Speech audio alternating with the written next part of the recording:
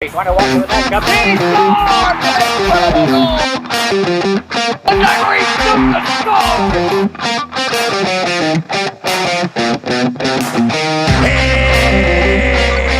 And it's goal! Welcome to Pittsburgh's DSEN Pens Weekly Update with Scott and Ken. We are here to talk all things Pittsburgh Penguins. We've got a lot to unpack this week, so let's jump right into it. And how we do things here, we break things up into two segments.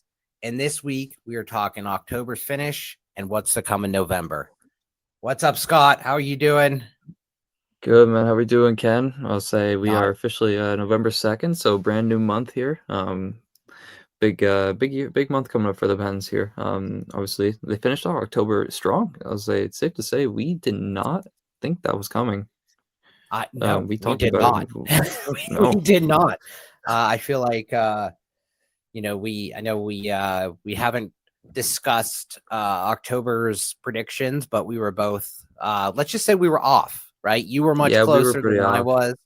I had our record actually flipped than reality. So I'm happy to see. I'd much rather be proven wrong. Have low expectations than high expectations and fall short. So I'm great with how things ended. But let's talk about October. We ended 12 games in October. We finished with 18 points out of a potential of 24 points. We finished top of the first place going into the first game in November. Not only first place in the Metro, but first place in the NHL. Yep, first place in the league. Absolutely. If you told me at game one, that was the situation, I'd probably think you're silly. I think you're spinning a lot of crap in my face. But dead wrong. Absolutely. So, what did you think about October? I know, setting aside Sid's milestones, right? Because Sid broke. And Gino, essentially, and Letang. All three of them had milestones in October that were huge milestones. But I think the season, so far has a lot more deeper message than just Sidney Crosby, Evgeny Malkin, and Chris Letang. So let's just dive into that for a few minutes. Let's talk about what we thought came from October and how the season started. Yeah, no. I thought they did well getting off to a strong start there, especially against the two New York teams. I thought they looked really impressive, and they found ways to get the job done, especially in MSG in game one. They shut the door, didn't give them much, and I thought, okay, there was some hope, and maybe they can keep it up. And my God, did they keep it up, Ken? Jesus, they went off to a flying start, and they completely shocked me and probably everybody. I thought they've showed that they can keep up with the best. Despite the fact they finished the month off with a loss in Winnipeg. You could tell how they responded after those two goals, and they responded to having to kill off those three penalties in that game. You could tell they can hang with them. They need to be able to play a full 60, and that was a pretty prime message of that. But I'd say the month of October in a whole, I think, was a massive success. They got 18 of 24. That is huge. That is... Yeah. They had a 6-game point streak where they collected points in all 6, and they were able to, continue to climb ahead of some of their Metro foes, which was really nice. They're kind of pulling away from Washington, which is kind of shocking. But if they can continue this, I think they could build a gap where they can be a little comfortable, which would be unbelievable. I think that's a really good point. I know. New Jersey is kind of our, the Metro's 1-2 right now. Yeah. Washington, we always have to keep an eye on, but, I think the more that we are putting these winning or these point streaks together, whether it's 1 point or 2 points, we have to realize what we're doing. We're building a cushion early on in the season that, because we're going to have lulls. You and I both know we're going to have those 2, 3, 4 game streaks where we might not finish with a point. So we have to take advantage of these winning streaks. And I don't want to make light of the historic month we've had. The team's 18 points this month are the second most points in a month of October in franchise history. Oh my Only God. behind the 2009-2010 Pittsburgh Penguins, which they had 22 points. The only other seasons with more wins in October were 2009 and 2013. 2009, I think we went 11-3, and then 2013 we went 9-4. So 8-2-2, not too bad. Not too bad at all, honestly. And honestly, it's safe to say, I think after we're heading into this month, as we're recording this, we got the Maple Leafs to wrap up the mini road trip coming up tomorrow night. I think it's safe to say this team's fun to watch. Yeah, Without a it's shadow of fun a to doubt, watch this again. team, that's like the key word here. I think to summarize the month of October, fun. Yep. This team is so much fun to watch, and honestly, it's captivating to think that it's clear coaching has been the issue. I think you could see how much different the players respond to Coach Muse and how they respond to his system. I appreciate the fact that he was able to try and get them back in that game on yesterday. But honestly, as a whole, you could tell how much more the system works and how they're not playing, sloppy, boring style of hockey. It's a lot different, and everyone's bought in, which I love. And not how do I say this correctly without bashing our prior head coach, because I don't want to do that. No. But the style of play that we're playing in so far this season has been, as close to fundamentally sound as I've seen in quite some time. We're moving into the offensive zone. It's a completely different team. What we saw last year was a lot of the typical Sullivan, kind of dump and attack, right? And also you're seeing a lot of like fundamental backups as well. When I say that, I mean, when you have a defense like Erik Karlsson or Letang, when they do pinch and they activate from the defensive position, you're having somebody that's backing them up. And you and I are going to talk about this probably the rest of the season, because it's been the number one biggest change that we've seen so far. Was the outman rushes. Yeah, absolutely. Yep. You could tell. I've seen a couple miscues. I think we've seen those miscues before where there's been some miscommunication, which led to those 2-on-1s. But I think defensively, it's allowed guys like Karlsson, Letang to be more offensively involved, which honestly, you could see how much it's paid off. Karlsson looks rejuvenated. He looks like the player that they acquired 3 years ago. He's been he's been solid. I did not expect, I did not expect to see him make a move like this to be actually a top ranked amongst the team.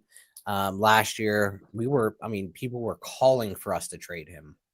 And are calling for the Penguins to trade him. I'm sorry. I always say us, right?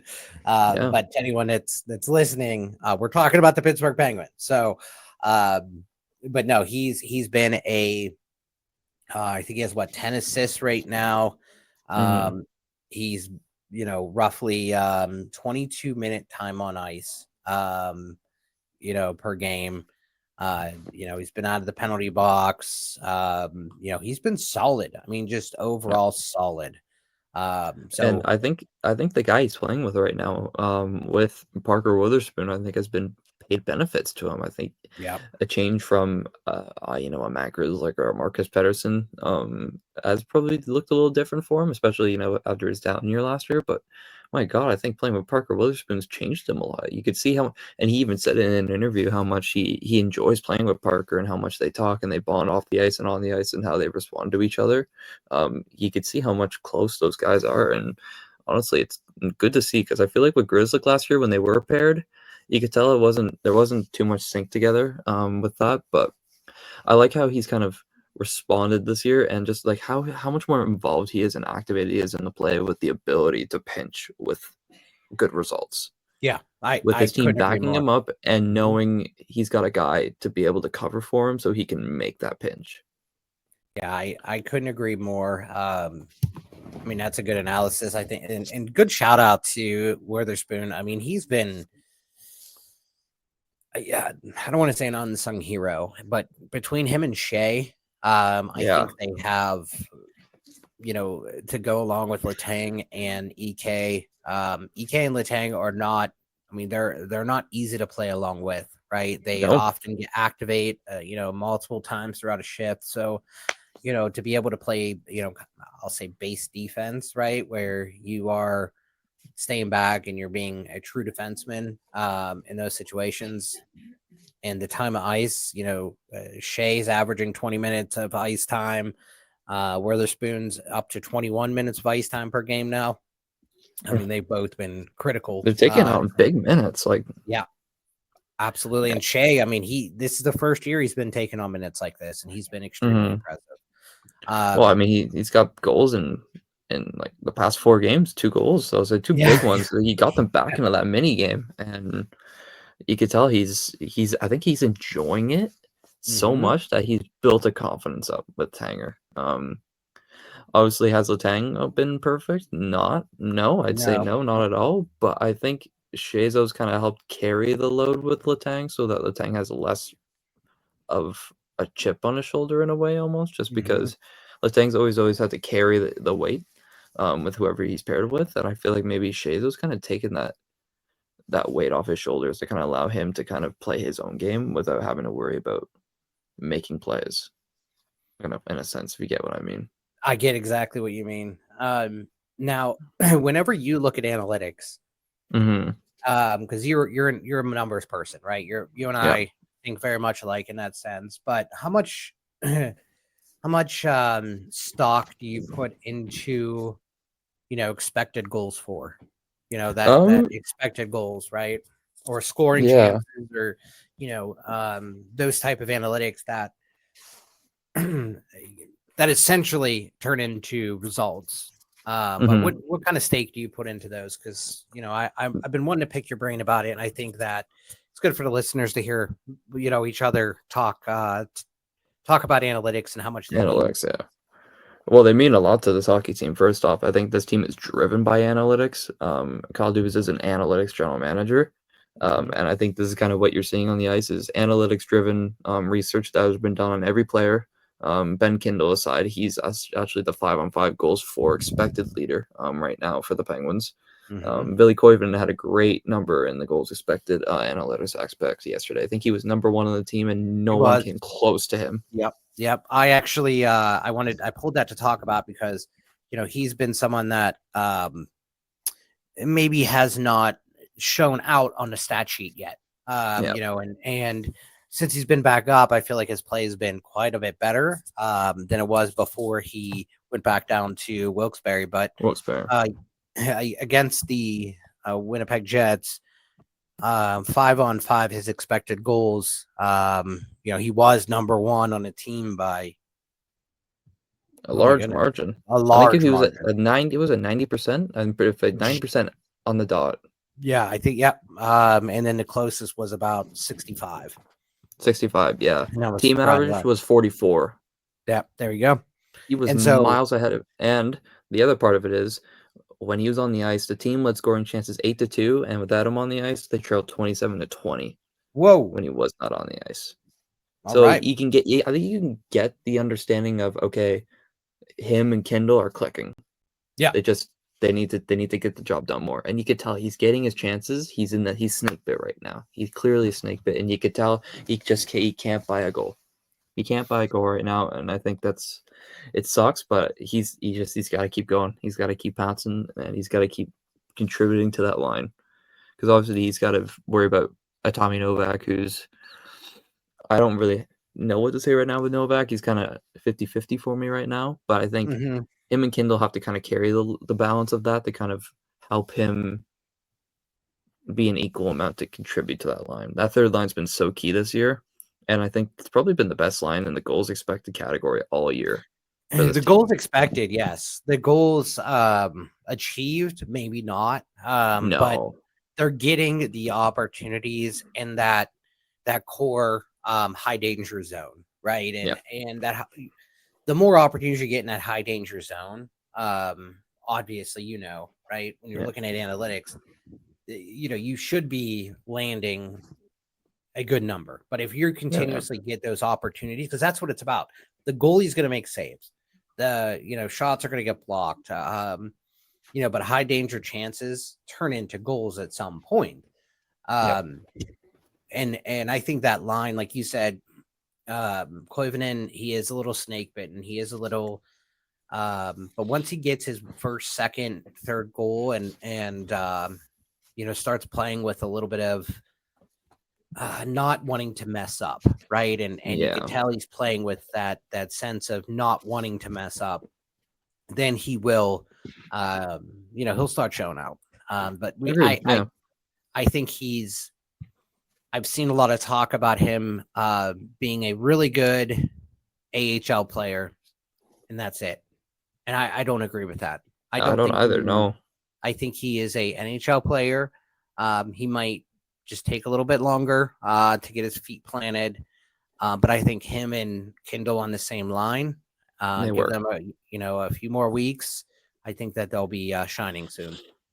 Yeah, 100%. I think honestly, it's a process. I think with the young guys, like again, when we talk to Kindle, he's a work in progress. Koivunen's a work in progress. Brunick's a work in progress, and dare I say, Philip Hallander, he's a work in progress as well. He's getting first line minutes with Sid, and you can tell it's a change for him. It's safe to say, getting those first line deployment minutes a night and the PK is probably something he's not used to at this level. So safe to say, I think patient fans got to be patient with them, and everyone's got to be patient and just let them do their thing.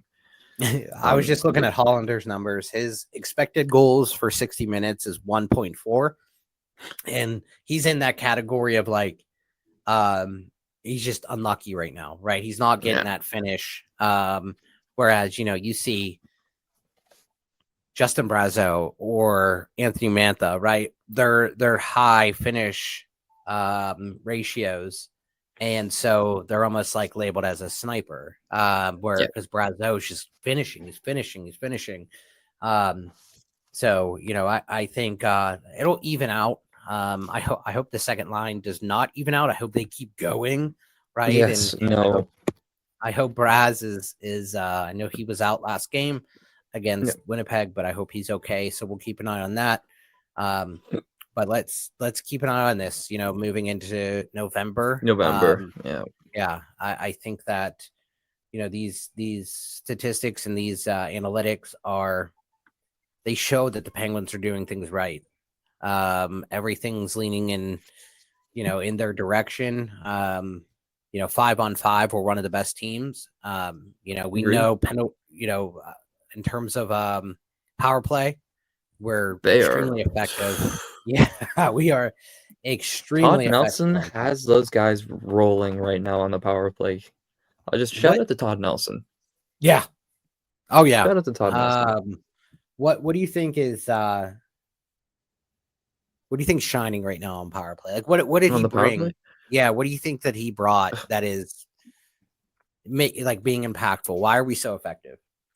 I think it's the fact that they move the puck around quick and they actually shoot the puck more. I think the fact that they can actually move it around. I mean, do we look at for example, let's go the Kindle goal. We won't talk about the fact that Gino missed a wide open net and on a cross crease pass, but the fact that they allow Kindle to kind of stand in that bumper zone and they kind of move it around soundly, and they look more confident as they get into the zone. Like I see the structure they're running and it works. I think he's kind of brought their confidence level back in a way. Now, do I agree with the fact that the turnovers, especially on that shorthanded opportunity that Kyle Connor had? No. But I think when they're on their game and it's on point, I think it's perfect. I think it works, and you can tell that they respond to it enough to have it. Like I think we're first or second best in the league power play right now. They're close to that. They have to be. Yeah, I know we're up there. They're up there, yeah. Which let me pull it up right now to confirm. I do know that while I'm looking this up, I think the other aspect of it is they aren't getting as many power plays. They're having to kill off more power plays than anything. I think their penalties have been a struggle this year. which is unlike the team, but I think it's an easy fix.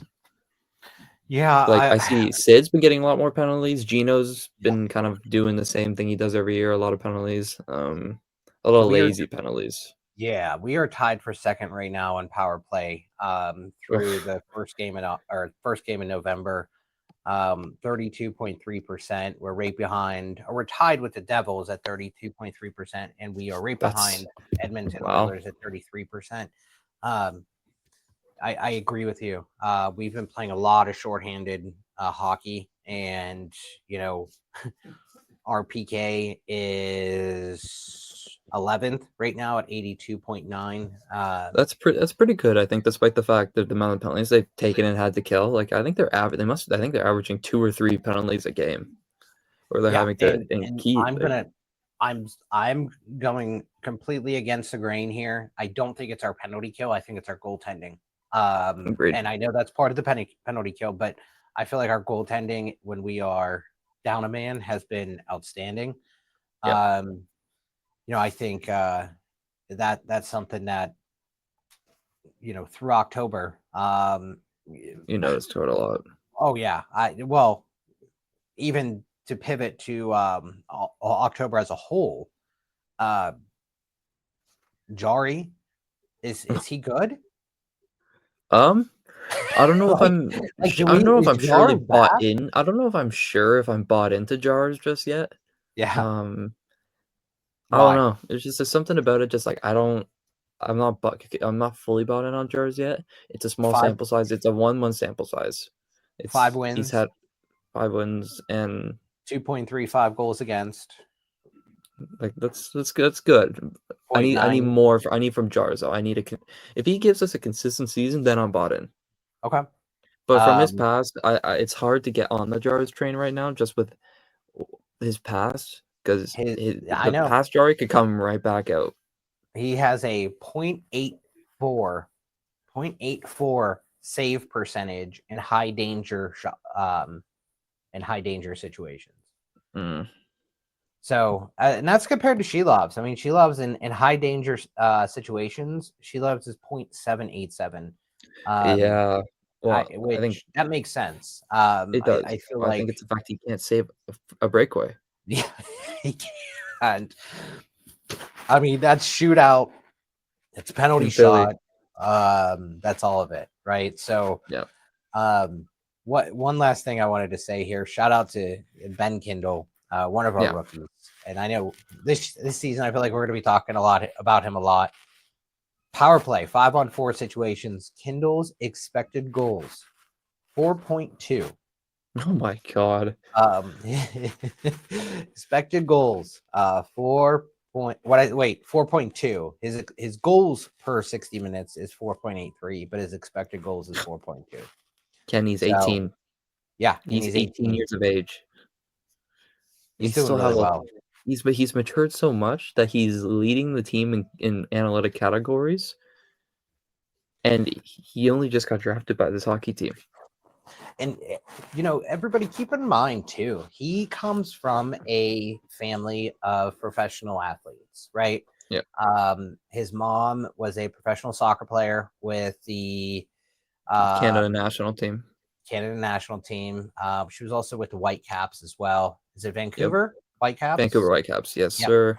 And then his dad was also with the Vancouver Whitecaps and I believe played for the national team as well. He did, yeah. Both of them did. I remember the story they talked about where a lot of his motivation came from that, and how his family kind of pushed him to become just like them, achieve greatness and become the best version of themselves. And you can see how much he's done that. Like where he is now. He's driven this hockey team, like especially in that Winnipeg game. He completely changed the tide and got the momentum back for them after they went down 2. I found that his line and his opportunities sparked that team, and he's done it not just once but many times, Ken. And absolutely, I think he's the missing plug on that third line they've been looking for. Not saying that Kevin Hayes wasn't that guy last year, but Kevin Hayes is not a guy that's going to give you a spark, despite the fact he's on his way back. Well, I think that there's, to your point, I think that there's a lot of value in younger players who are breaking into the NHL, right? There's a different Mm-hmm. drive. Kevin Hayes, his career has he passed his peak in his career?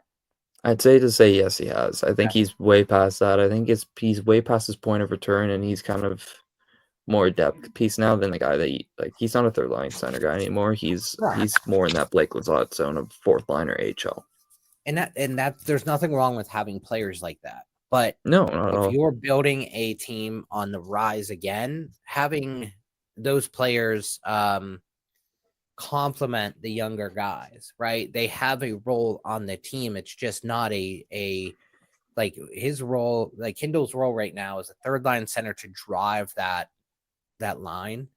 He's Mm-hmm. playing, he's doing perfect, right? And now he's getting opportunity on Sid's power play line. Like, what else do you want? Right. So Exactly. he's doing great. I don't think that I like seeing these younger guys who are driving and creating their own situations in the NHL right now and making a name for themselves. And so Agreed. for any of those who expected the Penguins to be basement dwellers, hoping that we would be in the conversation to draft McKenna in 2026, I think it's time to rethink our expectations right now, right? And Quite a so bit. Yeah. the team is playing like a legitimate contender. We have strong goaltending. We have depth. We're getting numbers and we're getting productivity from all lines. And so, and I think our core is still producing at a very high level. Gino is, top of the rankings for scoring, and Sid's still Sid, right? Yeah. So, bottom line, October was a statement month. I think, Agreed. now it's how we carry on to November. So let's dive right into November. Let's do it. And what are we going to do what are we going to do in this section? We're going to talk a little bit about Our predictions. yep, our predictions and talk about our who we're facing. And do we want to talk about Winnipeg? Go ahead, Dad. Do you want to dive into Winnipeg for a minute? Yeah, they're lost to Winnipeg there. Yeah. Yeah. There was not much to talk about it. They got beat by a better team, who had a hotter start than they did. Two goals in the first 5 minutes was not ideal. I think Shelov's let in a softie on that first goal off his foot. That wasn't Shelov's like. That was pretty soft in my opinion. But after the first period, I thought they responded really well. And Coach Muse, he talked about it post game. He emphasized a lot about their ability, how they adjusted during that game, but not just like the Winnipeg game, but every other game so far this season, how they've adjusted. He thought their third period was their best in that game, which they did. They pushed hard, which I really liked. And he understood that, like, even in the second, they understood that that's where they kind of started to peak and they started to, get their feet rolling. But unfortunately, that doesn't really pass in this league anymore, where a full 60 is a full 60 and you need to play it. Yeah, I agree. And I think they've shown they can do it. It's just they need to use everything they've been doing this year. They like their defensive structures, their goaltending, like you've mentioned. The depth needs to continue to come through and just overcoming their obstacles, the resilience. I think that's what this team's been built off a lot this year. And they've shown that like they can be resilient. And I appreciate the fact that the coach understands it and he understands how they have to adjust if they go down like that. And even when they were down, I think 4-0 at that point, they pushed still. They didn't give up, where a team in the past couple of years, they would give up. And you could see they were deflated and they looked out of it. But this team didn't look out of it on Friday. And you could tell. No, I I tell think they had fight. like we talked about in our pre-production meeting, if we could like when we lose a game and we look like we should have lost that game, that's when I take that and I'm like, what are we doing? Exactly. And you start to look at trends of why we're doing that. But if we lose a game and we look good, and specifically, I think we looked good in that second and third period. I think we battled. We put up fights. I think we were in a penalty box a little too much, but we came back and I think we played well. I've seen more games where we have won when we look bad than we have lost when we've looked bad, right? So I'm going to chalk that one up to playing a good team, on their home ice, and it is what it is, right? So, and it was a matinee game. Let's not forget it was a 3:00 3:00 Central start to accommodate for another sport. Won't talk about it. Yeah. All right, so we have coming up in November. We have Toronto tomorrow night games. as we're recording. Yeah, let's say yes. So we have one loss already to Winnipeg, but we have 12 total games throughout November with a potential of 24 points. I put 22, yeah, but I don't know how to do math. Well, no, now we have 22 potential. That's why I did that. I mean, those 22 points could swing where this team goes. I think I think December's a big indication of where they'll become Olympic time. Olympic break's going to be, I think, a pretty important milestone for this team.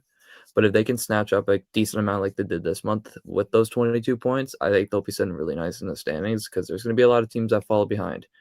We know Columbus they've kind of found their groove now. Philly's they've found their groove a little bit. The Islanders have kind of responded a bit. Washington's kind of reeked up with injuries right now. They're kind of trying to battle that. I get it a bit. When is the Olympic? It was like it's the second and third week of February. Okay, all right. So it's kind of like where the All-Star game would be in the middle of February. It's kind of where it's at. Yeah. Okay. And they have a long break. Like they don't come back till like the second last day of February. Oh wow. Okay. So they have a pretty big gap in between there.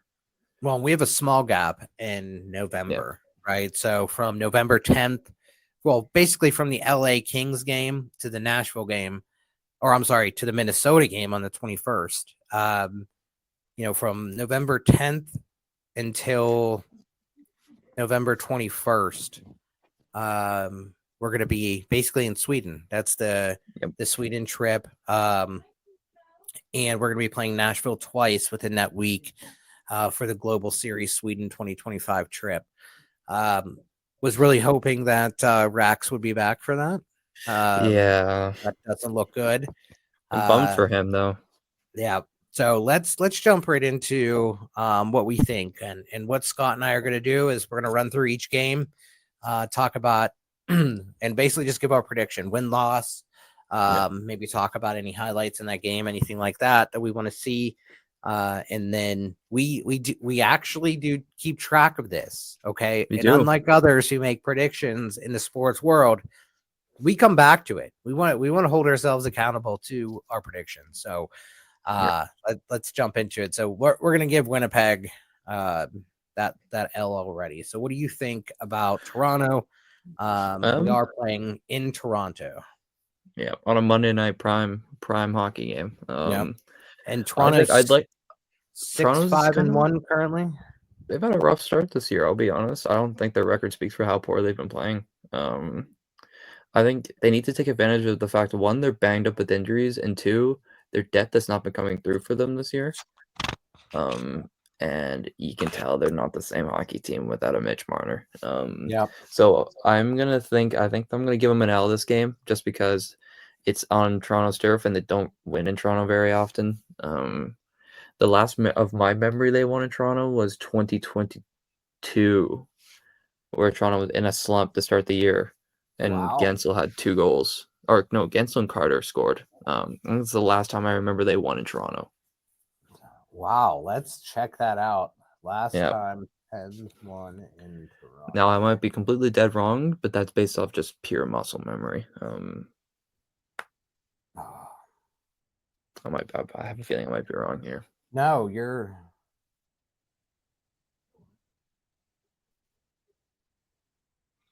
I do not find the answer just yet.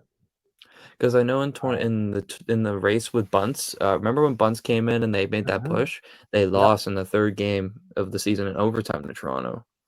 And I don't think they won in Toronto after that or before that. So that would have been 2022 is when they swept Toronto in the season series. Interesting. Okay.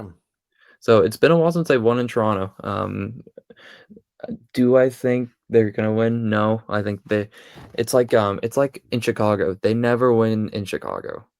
Yeah, right. It's one of those games where, especially like Winnipeg, they never win in Winnipeg. Like there'll be games where the grind went out, but I didn't expect them to win. And I think that's the same in Toronto. Yeah, it's been a while. I mean, I'm looking back here. Well, here's one right here at Toronto. Looks like November 11th, 2022. Yep, that was the game. That was the game? There you Carts go. and Gensel. Carts got a game winner. Look at that. Good call. It's been a while, Ken. Look 3 at years that, since they won man. in Toronto. Well done. Well done. All right. So I am going to take an L there too. Yeah. As much as I want to go there, I want GM Kyle Dubas to kind of show out right at his Former employer. at his former employer. He always mentions it like that. Whenever he speaks of Toronto, he says former employer, not former staff, former employer. Yep. I think he's still got some unfinished beef with Toronto. Oh, absolutely. Absolutely. But, I do think there's going to be a trend to this, and I'll talk afterwards. Yep. But all right, so we then come home to PPG Paints to take on Washington. It's a 7:30 game on Thursday. What do you think there? Washington's currently 6-5-1. Wow, the same record as Toronto. Yeah, no, they're in the same situation. They're banged up with injuries. I know Dubois is hurt, Strome's hurt. Their forward core is a bit depleted. Obi's not had a strong year to start the year. He's got 1 goal, if I'm not mistaken. He's still chasing 900. Yeah. And I feel like that's kind of what's going on with their team right now. Is they're kind of milestone chasing more than playing hockey. Yep. That was a lot of what was going on last year, and I think they're still kind of in that situation. So I think I'm going to give him a W there. I think that'll be Sheilov's first game back home. I think his confidence will come back there. I think they'll get a dub against Washington back home.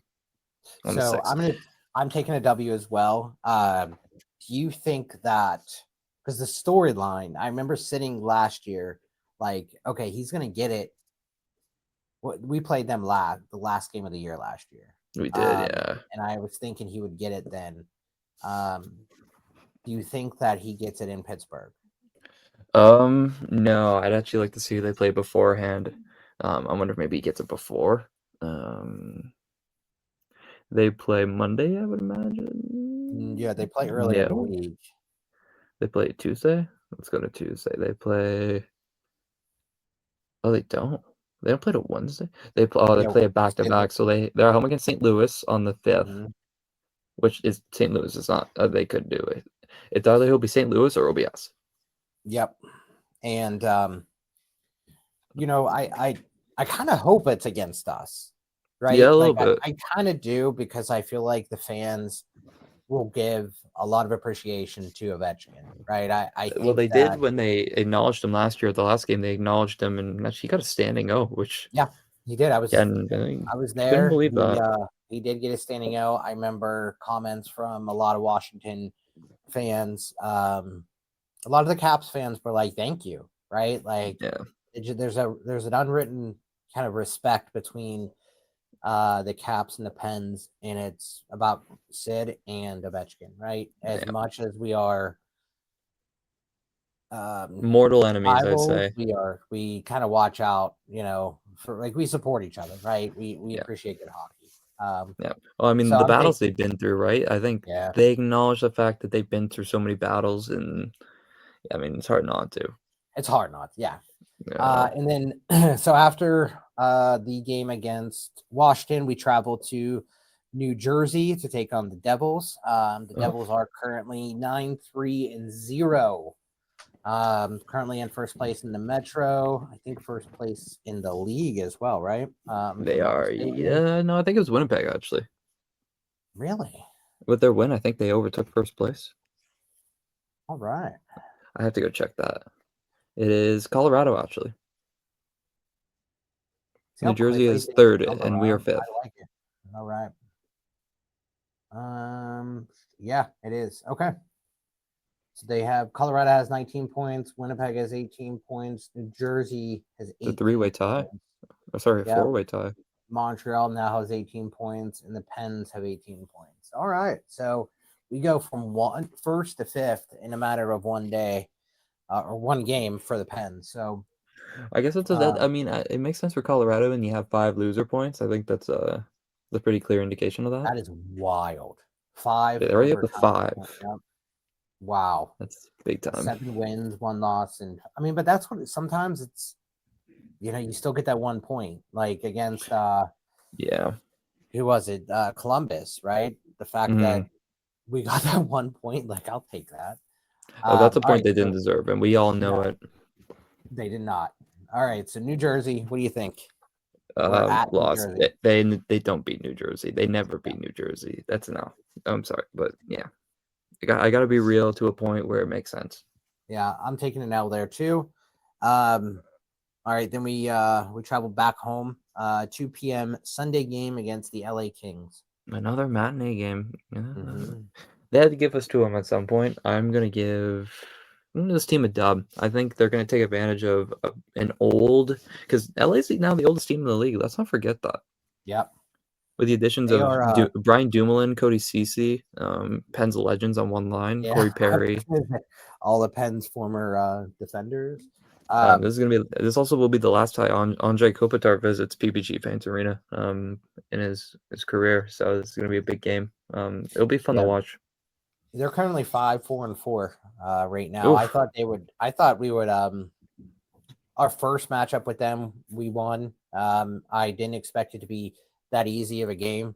No. But we showed no mercy, and I think we did we played them really well. So I'm taking a W against them as well. Yep. And then we travel to Sweden. The big Sweden trip. Where we are taking on Nashville back to back. We are playing Nashville 2 p.m. I don't know. Not that I guess bad. it's 2 p.m. Eastern time. Yeah, that'd be our time. And then a 9 a.m. game. Yep. And then 9 a.m. game. So the first game the Pens are gonna be away. The first game, and then the second game, Pens are gonna be home. So let's talk about away. Or let's talk about the series, right? Yeah. Do you think we sweep the series? Do we tie the I series? think they split. I think they split it.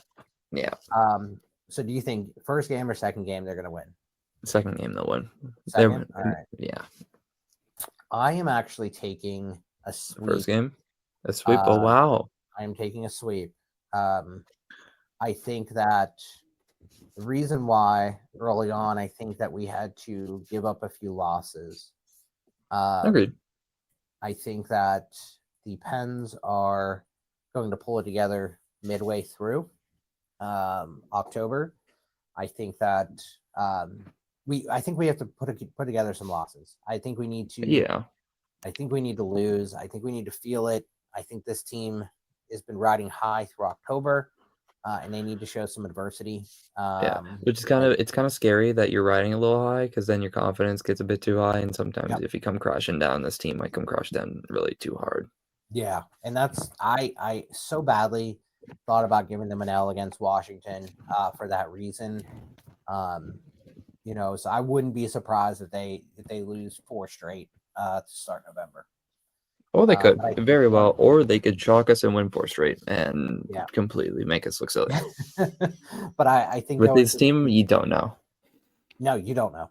I think going to Sweden is going to get us out of our shell. Normal kind of, I think it's something exciting, and I think the Pens will go shell out. Yeah. Well, I think they're going to adapt to Sweden. They'll have 4 days to adapt to a time zone there, and I think with the bonding of Carlson as a good fellow Swede, I think they'll connect a lot as they kind of. Honestly, it might be good for the team. Honestly, a little team bonding overseas. Yeah, doesn't hurt. I think if they pull a little bonding there, I think they can pull something off this year. What about Minnesota? So Minnesota travels to Pittsburgh. Our first game after the Sweden trip, the 21st of November, 7 p.m. game. Minnesota. I'm giving them a dub. Minnesota is currently 4-6 They're and struggling. 3. Yeah. They I don't know if they beat Vancouver last night. They had a war with Vancouver. They won. So before when we defeated them, they were on a 6-game homestand and they had lost 4 straight at home. So they're 1-5 on their 6-game homestand, and they're struggling. They are, and it's not, Kaprizov either. He still looks like that goal he had against the Penguins. I was like, you got to be kidding me. Yeah. He has 7 goals on the season, but I'm going to take an L. Okay. Coming back home against Minnesota. Jet lag. Little jet lag, little. I took that into account. Yeah, I took that into account. All right, then we play Seattle. The Kraken. I have the wrong team pulled up here. Hold on. Do you? Go back to Pens. All right, Seattle. We're back to back. So we play Minnesota Friday, and then we take Seattle Kraken 7 p.m. on Saturday. Seattle is currently 5-2-4 on the season. What do you think? 4 loser points for the Kraken. Yeah. Oh my god. I'm gonna give them an L. I think there's a lot of former Pens, and for some reason with this hockey team, they notoriously like to give up goals to former Pens. So I think that's where Alexiak, McCann, and all the guys are gonna show out. I know they have a bunch of them. I know Utah does too, if I'm not mistaken. Yeah. I'm sure Utah has like 4 former Pens. Yeah. I'm taking an L as well against Seattle. And then the game after that will be Wednesday, the 26th against Buffalo at home. We're taking Buffalo with taking them on at home in the last week of October or last week of November. Sorry, guys. What do you think? It's right up at them. Okay. Now, the only thing that scares me, and the only reason that I'm not giving them an L, is Tage Thompson for some reason just owns this hockey team. He does. He does. I would not mind having him on our team, only because of how he plays against the Pens. Well, it was like when they got Beauvillier last year. It's like, hey, at least he won't be scoring against us. He'll be scoring for us. Yeah, and then he doesn't. Yeah. But Thompson's he's a heck of a player. I mean, he only has 4 goals on the season, but anytime he plays the Pens, it's like Hat-trick City. Yeah, it is. So I'm taking a dub as well. I don't see this team losing to a 5-4-3 Buffalo team. I expect that they have a few more L's racked up before we play them. Probably. I could see where maybe the Minnesota game is an L. Maybe that's where they kind of start to rack that up a bit. Mm-hmm. I think that kind of makes sense. And then we take on Columbus. So again, the last 2 weeks of November, we have 1, 2, 3, 4. We have 5 home games and 1 away game. Or I'm sorry, 4 home games and 1 away game. That's good actually, because I will point out they've been playing a lot of road games to start the year, an obnoxious amount. So whoever has made the schedule, I don't know what you've been doing, but I don't know. I don't like it, but well, in our away games, with this traveling back and forth with a 1 home game, 1 away game, 1 home game, 1 away game, make up your mind, man. Make up your mind. So away against Columbus, which is only a few hours down the road. What do you think they do? The good thing is they'll have an obnoxious amount of home games later on in the year. Yeah. Oh yeah. It'll balance out. Because I think what they're doing is they're trying to get all these road games out of the way, and then they push the home games come like trade deadline. Yeah. Which I don't mind necessarily, because it kind of gives this team an ability to kind of feed off the home crowd, but they need to start selling in some hockey games, I think, for it to make an impact. All right. But I'm going to give them a win. Sid for they like I said earlier, Columbus is finding their legs. They are. And I don't take that team for granted because they were 1 point. Mm-hmm. 1 point from making the playoffs. I actually think that they're going to start to be our Caps. Like we're going to start competing against Columbus soon. They got, agree. Marchenko's good. Wernetzky's good. They have a number of good players on that team that are under the radar that people don't talk about a lot. And they compete. I mean, they do. They can be hard. they attack the puck. Their spacing is really good. They attack the puck. So They're actually sitting third in the Metro as of right now. Mm-hmm. So What? they're sitting third in the Metro, and also unfortunately, as we talk about, I'm looking at the standings right now. The Rangers are actually won three in a row, so they're actually coming on our tail as well. I have Carolina as third in the Metro. No. So with the tiebreaker today, I'm seeing right now Carolina is sitting in first wild card with the Rangers. Oh. So Columbus is taking over. It's because they have more regulation wins. They have one more regulation win. Got it. The silly tiebreakers. Interesting. Okay. Yeah, they I can't believe Rangers. Yeah, 14 points right now. Sully's got them moving finally, which is kind of scary. Have they scored at home yet? I don't think so. Oh, they have, but not as many as they should be. They had to have, right? Like at home, I think they haven't won a game at home. Just an FYI. They is 0-4-1.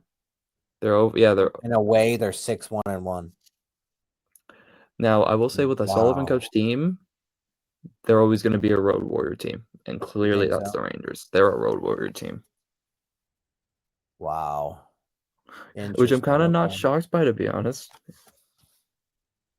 I know they're on their West Coast road trip right now. Before we finish out these predictions, Pens are leading in goal differential right now. Wow. With +10. Despite the fact they let up 5 goals on Saturday. Yep. That's wild. That's pretty impressive. All right. So what do you think about Columbus? I'm going to give them a dub. Sid is going to show up. He always does in Columbus. I think that's where he does. I'm taking an L, and then L against Toronto. L against Toronto. L. Yep. L. And what did I take first one? I have an L against them in Toronto. I think they come to Pittsburgh for the final game of November, and I think we get to W. Ooh, okay. All right. Yeah, see, like, honestly, whatever predictions we make, we're either going to be dead wrong or we're going to be dead on. Let's see. All right, so Scott, you have 1, 2, 3, 4, 5, 6. You have 6 wins. That's pretty good. And 1, 2, 6 and 6. 3, 4, 5, 6. Yep, 6 and 6. So that would give us what? 12 points throughout the season or throughout the month. Okay. I wouldn't call that a successful month, in my opinion. They got to do better. And then I have them 1, 2, 3, 4, 5, 6. Of course, 6 and 6. Oh wow! Oh my gosh! All right, Great minds think alike, Ken. Yeah. All right. Well, so we both have them mediocre through the month of November. Okay, I can't be mad at it. I mean, it's a reality, right? Yeah. All right. Anything else before we wrap up the show today? I just want to talk about just quickly how this team is going to respond. Obviously, we talked about our predictions, but I want to see, Ken, I want to get your opinion on how they respond to a playoff like game, like to a team, like a playoff team, like a New Jersey, like. Oh, I think we just saw it, right? I think we just saw it against Winnipeg. I think this team is young.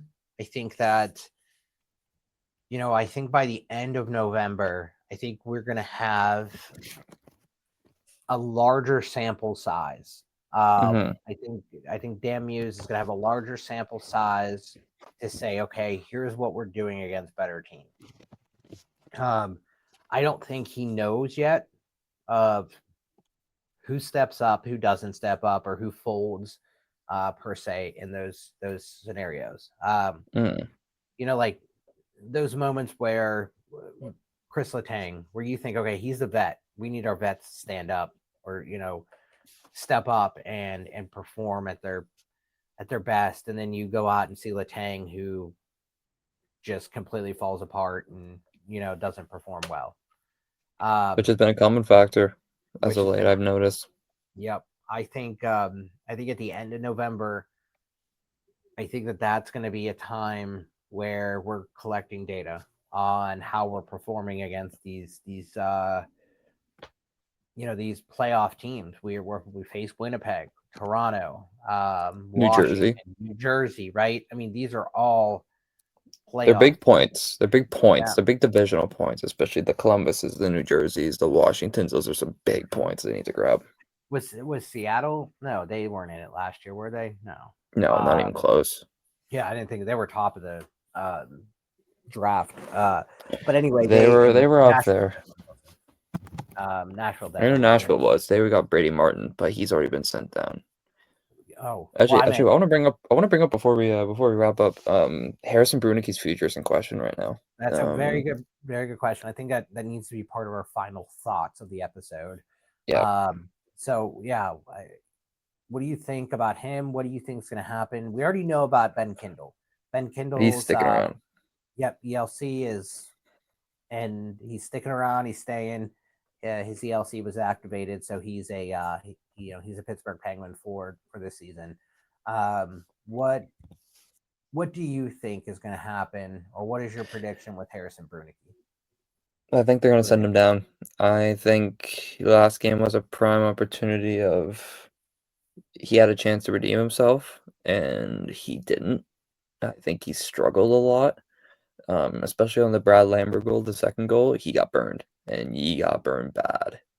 And I think he is going to have another opportunity against Toronto tomorrow night. One would hope. And that actually is going to be his final game before the 9-game cutoff. So they're going to play him more than likely. I think he's going to get sent down. I think they have one more. They want him one more year to the belt. Yeah, and I think it'll be. I think it's necessary. I think he would actually, he has those highs that you're like, damn. Like, oh my god. You know what I mean? You're like, damn. Like your puck handling is good. He came out flying at the beginning of the year. Yeah, I was really excited about how he started. But he's plateaued, right? He's plateaued. Time. Yeah, and you want to see someone like him continue to improve. But right now he's just plateaued. So how do we get him to improve even more? Yeah. I don't know. I think I agree with you. I won't be mad if we send him down. No. As much as I wanted to see him stay up. And it's not a bad thing. It's not like we lost him or anything like that. It's just, hey, let's send him down for another year. Let him get a ton of ice time. Again, like they're doing with other players. In another name, Owen Pickering. I think we need to talk about maybe next episode. Let's table that because that's a whole nother conversation. That is, yeah. But with Brunik, I think, like you said, you think this is his last game? Yeah, I think they're gonna play him, see how he does against a Toronto team. That's we'll give him a good test. And he probably will be with Owen Pickering. I think this is his last shot to prove to them that he belongs here. If not, he's going back. And if he does go back to Kamloops, he's gonna get traded, or he's gonna stick with this team. One of the two. One of them's gonna happen. Because I know Brady Martin is actually when he got sent down with Nashville, I think his name's come up in trade talks already in the OHL. So I think it's going to be a similar situation. I know a Penguins prospect got traded on Halloween. Peyton Kettles, the second round pick last year, got traded to Kelowna. Yeah, Peyton Kettles, which I think one of these episodes we need to talk about our prospects. Prospect poll. Maybe we'll do a special edition episode midweek on something like that. That way we can only talk about our prospect poll. I agree. There we go. We're just spitballing live. Let's do this.